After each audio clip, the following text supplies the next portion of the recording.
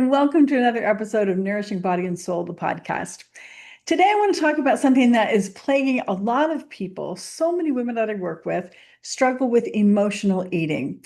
Now, I prefer to call it emotion-based eating because emotional eating implies that we should not be eating with emotions. And that's just not what I want to do. I want to be able to feel that joy of being at just a great meal with friends or family and having that fun of being comforted when I am with food or with friends and have those emotions be part of that eating experience. So, yes, we want to eat with emotion, but we don't want to eat based on emotion, have our emotions drive us to the food.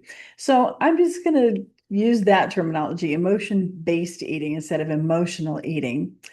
And when I think about this, a topic comes to mind, a scripture comes to mind in Hebrews 4:16. It says, "Let us therefore come boldly unto the throne of grace, that we may obtain mercy and find grace to help in time of need."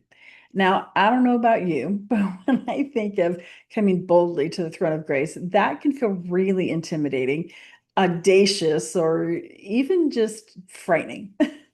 But when we do that, when we're taking that approach, we're having those feelings, that may become because we're thinking that bold means to be arrogant or demanding. I'm going to march right up to the throne of God and demand what I want. And that's not really what that means. What it means, we can approach him with boldness because we have confidence in him, not because our confidence in us, not because we're so good are we going to feel comfortable approaching him with boldness, but because he's so good, we can feel comfortable approaching him with boldness.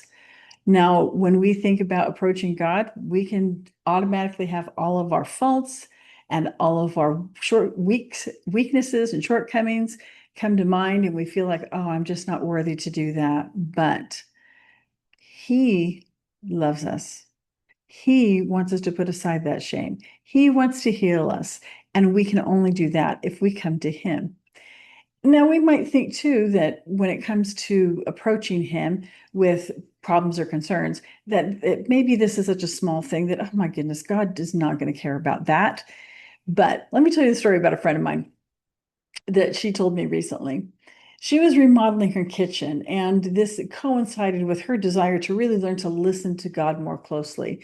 And so she decided that she was going to invite God into every step of remodeling the kitchen, particularly when it came to her countertop. She was prayerful about what countertop she chose for her kitchen. Now, it's easy to go, oh, it's a kitchen countertop. God's not going to care about that little detail. Who cares what countertop I have? I mean, I might, but it's such an earthly thing and it's not going to be a long-term, eternal, permanent thing. God's not going to care about that. And whether he cared specifically about her countertop or not is not my place to say. But what I do know for a fact is that what he cared about was that she was wanting to learn to listen to him more closely. So, yes, he definitely cares about that. Yes, he wants to be in the detail of helping her choose her countertop when her countertop was the tool that was helping her to learn to listen more closely. So, these things that we think are small details that he may not care about, he does because it's part of our growth and our progress. And that's what he cares about. If God cares about countertops, how much more does he care about the burdens of your heart? So boldness grows when our confidence is rooted in who he is, not just in what we are or what we do. Now, going back to emotional eating, if that's something that you struggled with, I can lay money that you have felt frustrated, you have felt discouraged because if you're like me and so many others, you think, I know better than this. I'm not going to do this.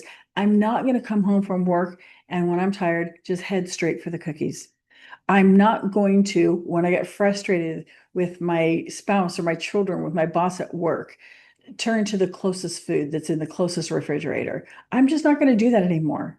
And yet, the next time we get frustrated, that's right where we go.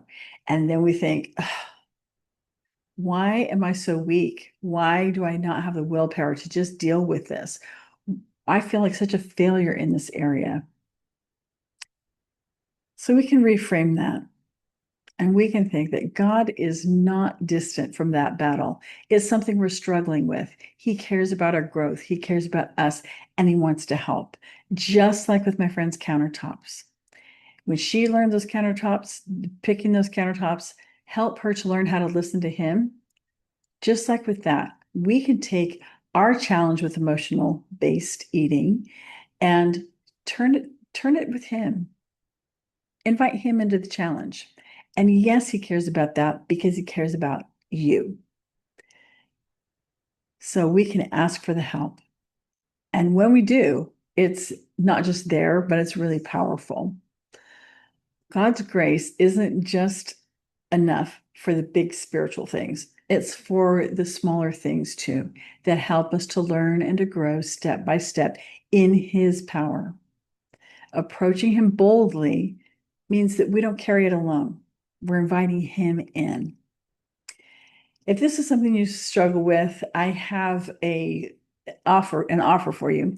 I have a free, simple 3-step process of how to invite him into that struggle. Stop emotional eating before it starts.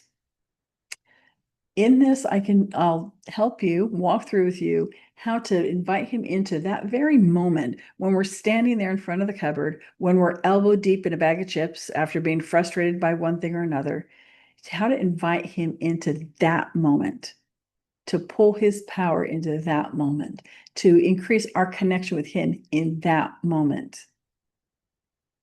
If that's something that sounds interesting to you, if that's something that'd be helpful to you, then you can text me at 530-329-4234, or you can I'll include a link where you can just go and give me your email, and then I'll send so I can send it to you, and then I'll send it to you. You can find that link, and you can find that phone number where you can text me and just say, I want help with emotional eating. And I'll put those in the description for this episode of the podcast. So please reach out if that's something that you're struggling with. I would love to help you with that. And more importantly, God would love to help you with that. And that little resource, Stop Emotional Eating Before It Starts, can help you with that. So back to our scripture. Let us therefore come boldly into the throne of grace, that we may obtain mercy and find grace to help in time of need.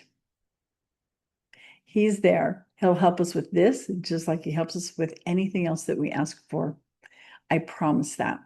So download that link or find the link in the description. Shoot me a text again, 530-329-4234, and tell me I want help with emotional eating, and I'll get you connected with that 3-step plan and with how to bring God into that struggle. Thanks so much for joining me in this episode. Hope that's been helpful. And let me just reassure you one more time. If emotional-based eating is something that you've been struggling with, there is hope. And it's not all reliant on you to overcome this. And you can learn to deal with all those different emotional situations without turning to food in a way that's not appropriate, in a way that's putting food in a role that it's never meant to fill, really, and fill needs that really only God can fill. So let's get you living a life that's truly nourishing body and soul.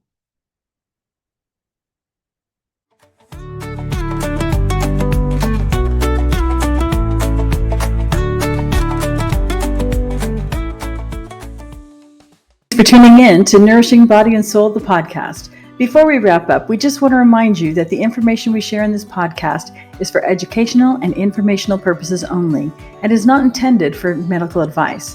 While we hope you find our discussions helpful, we strongly recommend that you seek the advice of a qualified healthcare provider before making any changes to your diet, exercise routine, or any other aspect of your health. We also want to make it clear that the host, guests, and producers of this podcast are not responsible for any adverse effects or consequences that may result from the use of any information or suggestion discussed in this podcast. We care about your well-being, but we can't take responsibility for individual outcomes.